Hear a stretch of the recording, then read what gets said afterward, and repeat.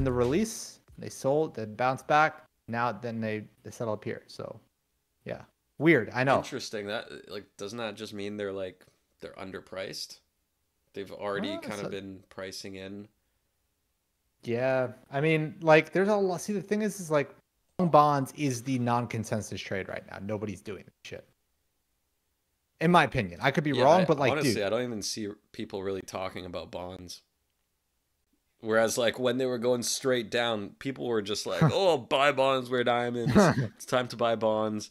And now when it's actually a good time to buy bonds, I don't see anybody on FinTwit talking about bonds. Everyone's talking about equities and Nvidia.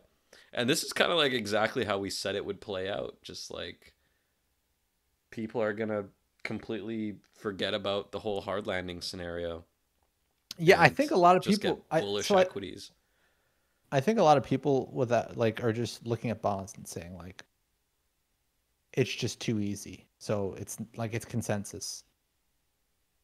Like everyone's like a recession coming would be too easy. So therefore like it's the easy so it's a consensus trade.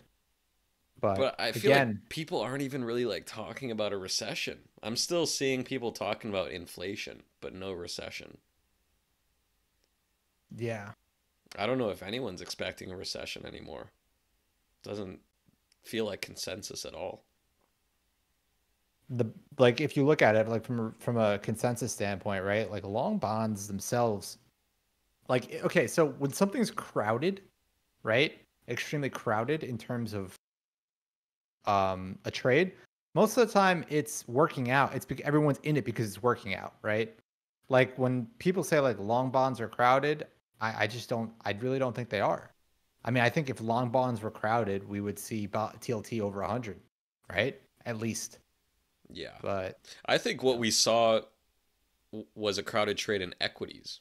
And then we had just that complete reversal. Once it got too crowded, we got the full reversal. People are getting washed out. People that have been chasing and got in late got washed out. And um, now we might get a bounce off Momo. But it really depends on the regime. I don't yeah, think. I, obvious. I think this could be the one where we just blow through Momo, depending on if growth really starts slowing and we start seeing bonds accelerate. This is probably not going to be the dip to buy. No, no, it depends. It really does depend though on like so if it depends at the speed at which and if growth slows, right? Obviously we have the system for that, but it depends at the speed at which it does and the depth at which it goes to. I do think that ultimately the first I tweeted about this earlier, but the first dip down to Momo on the Qs, right? Like the first push, I think it makes a viable bounce, right? Or like a tradable bounce. To where maybe mid vamp, right? Just as like a Could be quick short term yeah, bounce. yeah. Like literally like this, right? Like you get to Momo and you get you get that bounce back. You get down towards Momo and you get that bounce back to mid vamp and then it kind of just chills and consolidates, right? Like I'm thinking that's probably a good first a good first trade or at least a good I should say scalp trade, not first trade. And from there, obviously, given if the trend holds and we break above mid vamp and the trend holds bullish, I mean, we could go higher, right? Like that's how it is.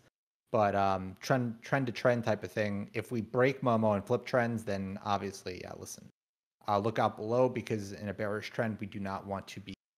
Not saying we need to short it, but we want to be cautious of lower prices in bearish trends. Yeah. It's actually pretty cool how we've completely negated the entire move that we missed out on. How like we got our risk off trigger a while back and we exited equities and now we're below our exit already. And I know some of the members were getting a little bit antsy, like, oh shit, we exited and the NASDAQ just keeps ripping. But now we've completely reversed that entire move. And that's kind of a good example of what systematic trading is like. Like, we have our rules. We're not going to catch every move, we're not going to catch tops and bottoms. The goal here is to ride the waves and catch the meat of the move because these kind of things happen really quickly. Like this happened in 2 weeks, this entire move here, and we just erased 2 months of gains in 2 weeks. So it's very important to be nimble, and that's exactly what our system is. It's the goal is to not get destroyed because we use leverage. It's it's really important to not get trapped in a move like this with leverage. Yeah, 100%. And I know what you mean, because it's something that everyone becomes emotional at the peaks and then emotional at the troughs, and in between there's just massive confusion, right? Like as this is going up and before it peaks, everyone's like, or as you hit new highs, people are like, oh, this is never gonna stop. This is like we're gonna just keep going. Escape velocity type of rip higher. And into the lows, it's like, oh, is this ever gonna stop? Or some people are like the bounce is gonna happen, and the bounce just doesn't come, and keeps going lower and lower and lower. And depending if you're trading with leverage, you can get liquidated pretty easily, depending on the size, obviously, in an environment like this. But I think this honestly has like a lot of people on edge for a recession. Like, I don't want to say it like that, but compared to where we were like 2 or 3 weeks ago, right? When, for example, when QQQ was breaking 500, I don't think it was easy to sell anyone on the idea of a recession, right? Because it's like the market's at all-time highs. Now the market's down at Qs are at 458. Market's down like 10%, roughly 11% in a straight line. And I think now people are like, oh, well, maybe there's a recession to worry about. Not here yet. We're not saying that we're in a recession. Obviously, that's not what I'm saying. I think you kind of, as the market goes lower, people like just how like people become more and more bullish as the market makes new highs. As the market retraces and goes and legs lower and lower, people become more bearish and pessimistic. Yeah, So I and like think that's like where we get in that situation where they start pricing in more cuts than are realistic. Like what we saw at the start of the year where they were just pricing in 6 cuts out of nowhere. And yeah, then that was that was crazy. That was retraced. crazy. That was absolutely crazy. I mean, 6 cuts with the conditions that we were seeing. We were fading that every day. We were saying Yeah, that's that was not going on. to That happen. was one of like the easiest fades I've ever seen. I don't know Yeah. where those 6 cuts came from, but it was an easy fade. Now obviously it's July. We haven't gotten one cut. We have FOMC next week, so Yeah, now it um, honestly feels like we're getting to the point where it's an easy fade the other way. Like, why is the market not pricing in cuts? We're seeing slowdown happening, and there's no cuts to be seen. yeah. So like that's something I guess we should touch on, right? The slowdown. We had the GDP numbers come in this morning above estimates, and obviously, look, that's a good sign. But my concern isn't so much for Q2, right? Because if you really think about it, you saw good economic and equity performance through Q2, right? Like the market was up through Q2, right? And Q2 earnings are coming out now. Some some are better than others, right? But ultimately, like they're not tragic at the right. So the question really is does this, and I made this public on X earlier today, but this is where I'm thinking and where I'm standing with GDP at the moment. Did we pull forward some of that growth? So meaning like let's just say growth for Q3, right? Forecasted 1.5, 1.7, whatever it may be, right? Real GDP growth. Um, was that on the assumption of a 2% GDP figure, right?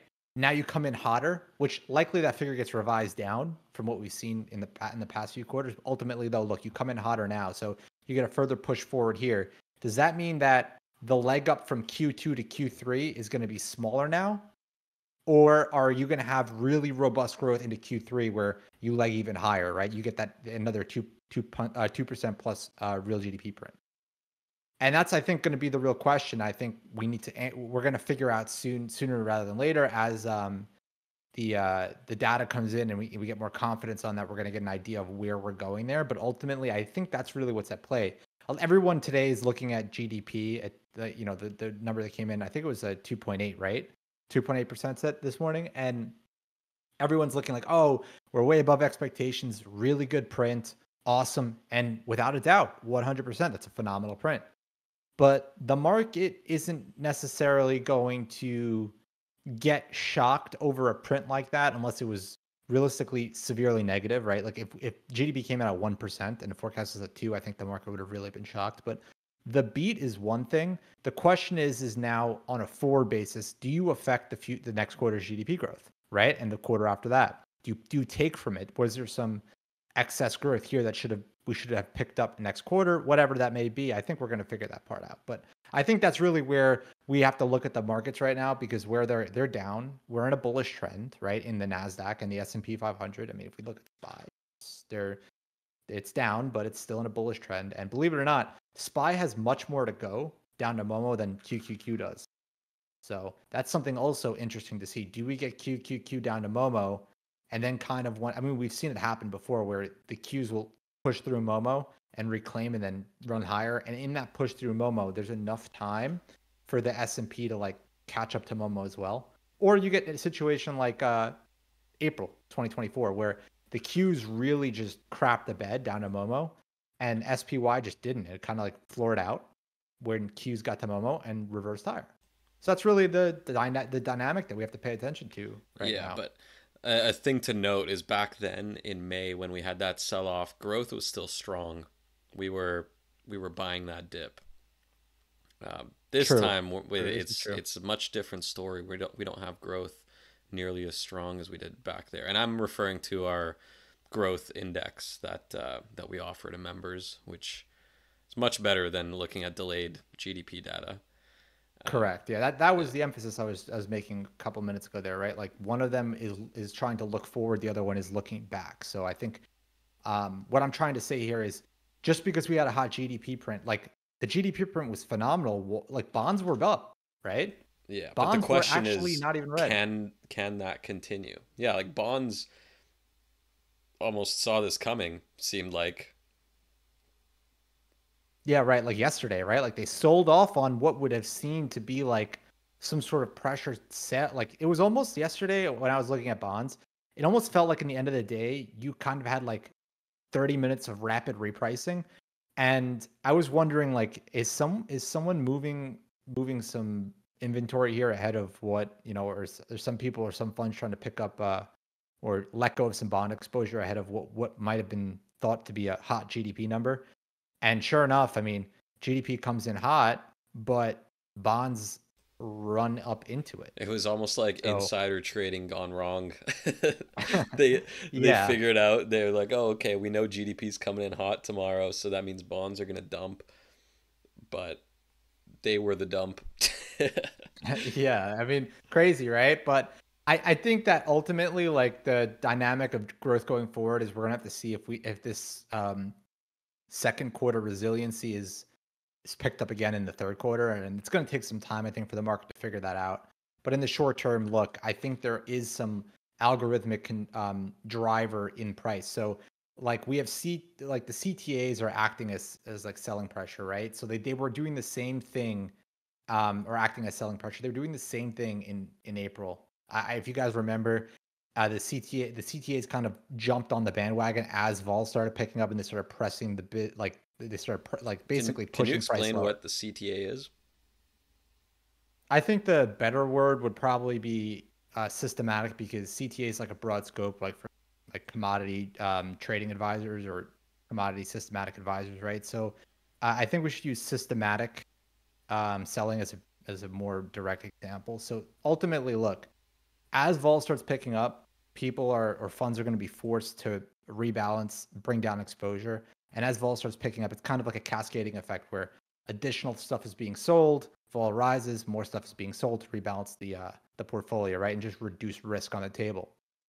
And these might be things as like, for example, every 5% the market goes down, you might have a strategy where you want to liquidate 20% of the NAV, so or of the portfolio. So if the next 5% hurts less, and then you liquidate, and if the next 5% hurts less, right? So you kind of have a systematic leg way out on the way down. And I think that this type of vol move triggers some of that. So you get some more acute selling in things like Mag 7, where there's a huge concentration in, and you get more prolonged dips like this, right? Like what we saw in 2024, in early 2024 as well. But ultimately, like if it's really CTA based and it's not growth driven, right? or I should say systematically based, the turnarounds are pretty rapid. Because again, it's like, one flows one way, the other flows the other way type of thing. So I think that again, the biggest concern at the moment is growth, right? Is growth, um, are we in a slowdown or are we breaching into a recession? And I think that the growth scores, or I shouldn't say I think, but the growth scores that we have currently are a lot different than when they were in April.